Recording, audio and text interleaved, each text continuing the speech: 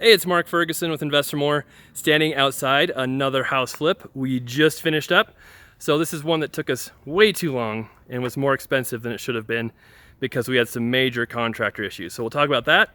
We'll talk about the repairs, things we did, and the numbers as well, what we bought it for, the costs, and all of that. So this house was built in 1904 and has some cool features. But before we go in, of course, check out investormore.com. Have a lot more information on flipping houses. We do from 20 to 30 flips a year. Buying rentals, 22 rentals now, and be an agent, all that good stuff. So check that out. All right, this house we bought for $170,000 from a wholesaler. And as you can see, their contractor still has a few things to pick up. But besides that, it's pretty much done. And we had a lot of videos on this one asking people what we should do here with the floor plan, with the porch, if we should have an open porch, a closed porch.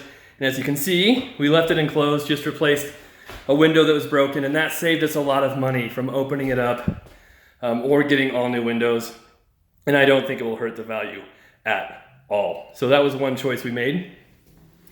And inside, you can see Nikki has staged it. My project manager has turned into my stager, so that's been very helpful and saved us some money because she's cheaper than our other stager. But we refinished the floors. These were 100-year-old floors with carpet and then like a layer of linoleum on them.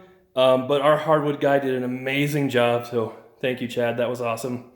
And they look really good. And I know it took him some time to get it splice in some wood in some different areas. You can kind of see it there because they had some weird walls throughout this living room, some kind of entry that he had to work with. The windows were mostly here already, so we didn't have to spend money on those. We'd have to replace a couple of other ones that were broken, but not all of them.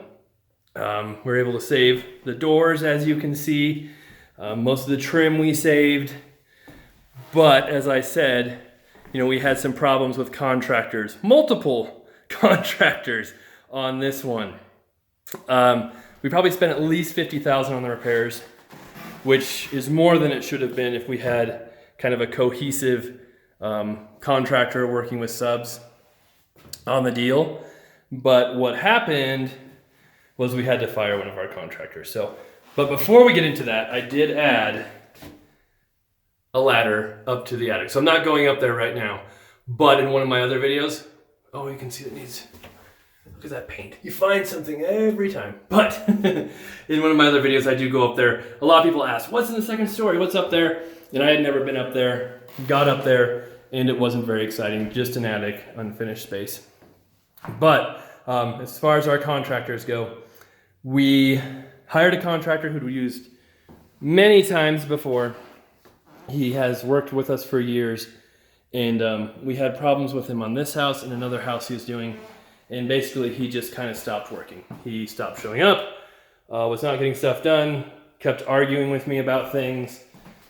And we decided to let him go, just be done with him. And it was really nice kind of parting ways with him and made me realize we should have done it sooner. But so that cost us a lot of money because we had to pay him. There were arguments about payments.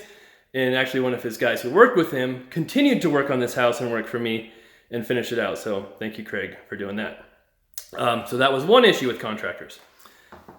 Now, going off on a tangent, this kitchen, we had thought about completely blowing out walls, changing the whole design of it. But in the end, we decided to save money, keep the wall there, keep the kitchen sort of as it was. Because once you get into wall tearing out, once you change floor plans, you're redoing hardwood, you're adding headers, you're moving electrical, you're moving plumbing, it gets very expensive. So I know I kind of teased some people about completely redoing this floor plan, but we didn't do it. So sorry about that. We have another bathroom back here. But so along with having that contractor with issues, I decided to try out a new painter on this house as well. And that went even worse. So this was a gentleman who had messaged me, talked to me on Facebook for literally years. And I didn't really know him besides that. But he kept asking me to have a chance to work on our houses, to paint our houses. And finally, I said, okay, here's your chance. to paint a house for us, and got a bid from him, gave him the go-ahead, and it just did not go well. I think it took him a week before he even started. It literally took him a month to finish painting the interior of the house. And after that was done, we had to call our other painters in to come through and fix it. So he had painted the doors the same color as the walls, which was weird. I'd never seen that before. Just messed up these cabinets and not painted them well. These are unfinished Home Depot cabinets. So we can take them and paint them any color we want. And so that was part of his bid to paint them, but they were not painted right. So we had to have that redone. It was just a lot of extra expenses that we shouldn't have had because of that painting fiasco. So that is part of the business. I mean, that's what happens when we're doing so many flips. We have to try out new people, have to try out new subs, new contractors. Sometimes they work, sometimes they don't. And that's something we have to build into our costs and expenses, is just know there's going to be many more costs and expenses than we think. All right, upstairs, people have asked me this a lot, and I try to remember. 3 bedrooms, 1 bath, about 1,100 square feet, I believe. That's how big it is. Downstairs is not quite that big, but it is, you can use some of this space. We did have to do, I believe, a new furnace, new water heater. We did a lot of electrical work, a lot of plumbing work in this house. So that added up to the cost as well. And I also want to give a shout out to Bruce Check, who's the inspector on this. We usually do not inspect our houses before we buy them or before we list them, but Bruce has been pestering me over and over again because he wants to be a part of our business and loves our YouTube videos. So we agreed to let him do inspections. He gives us a great deal after we buy them, just to make sure our scope of work is right. And after we finish them, to make sure we did not miss anything. So like in this one, it's really helpful having him because he found in the attic the flue for the furnace was not connected to the roof. It was just venting into the attic, and there was a hole in the roof. So a very important thing that he found that we can say, hey, contractors, go fix that. Just a little storage room. And then this is one of the best murder rooms we've had in a while. So for those of you who don't watch my videos, all my houses seem to have some kind of weird basement room where most likely murders occurred. And that's where that comes from. It's just a running joke. But those are the cobwebs. And when they refinished the hardwood floors, all the sand kind of fell down here between the cracks and coated this area with dust. So, part of me wants to clean this up, and part of me thinks it's too cool to clean up. Just leave it. I don't know. You guys can let me know what you think.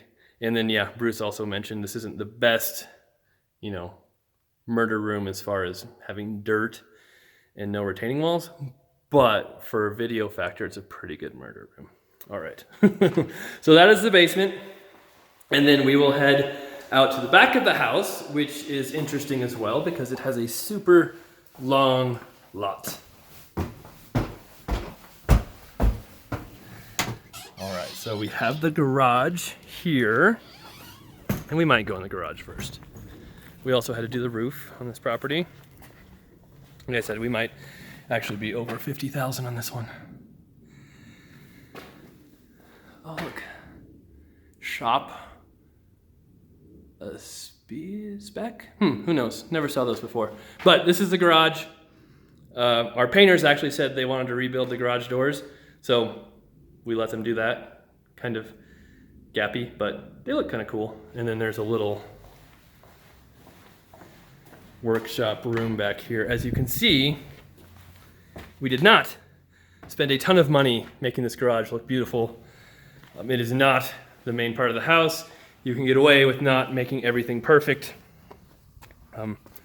Mark Cuban has a quote I use a lot on Instagram. If you guys follow me on Instagram at @InvestForMore, you'll see it a lot, but it says perfection is the enemy of profitability.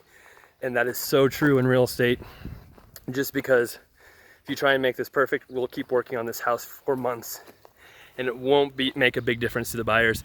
In fact, you will see many new houses aren't perfect, so our flips are not either. This lot goes all the way back to the alley, so huge lot. You can see the neighbors have built big garages on theirs, so that's a huge selling point for this lot and the house in general. You can see how tall the attic is there and why people thought there was a second story. And something else I think every time I come here, besides the fact that the yard needs slightly cleaned up, is why is there an extension cord running through my yard? That's a cable wire. It just happens to be orange. And Comcast is supposed to come bury it. They haven't done it yet, so that's what that is. I think they painted this house since my first video, so if you see the first videos, you can see it looks much better as well.